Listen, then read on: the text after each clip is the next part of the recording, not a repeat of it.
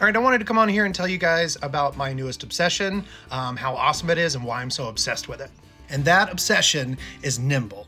Now, Nimble is essentially a Dungeons and Dragons 5th edition rules hack, but it's designed to make combat faster and more fluid and more cinematic, and I love that. Now, there are 4 things that in my mind, that set Nimble apart from Dungeons and Dragons, and I'm going to get into all 4 of those right now. So let's start with the action economy. This is very similar to Pathfinder 2nd edition, where essentially you have 3 actions that you can utilize however you want. You want to move, you want to attack, you want to cast a spell, you want to do the help action or assess or whatever.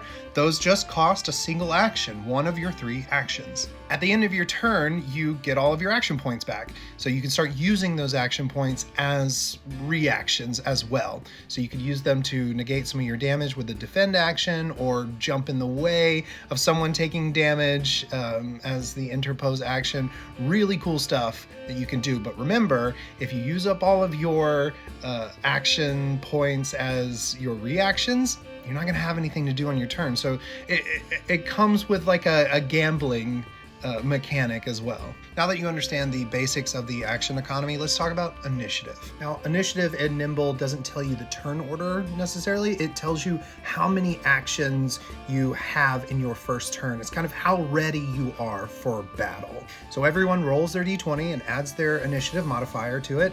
And if you have a single digit number, you only have 1 action for your first turn. If you have double digits, so in the teens, you have 2 actions. And if you roll a nat 20 or a 20 plus, you get all 3 of your actions for your first turn.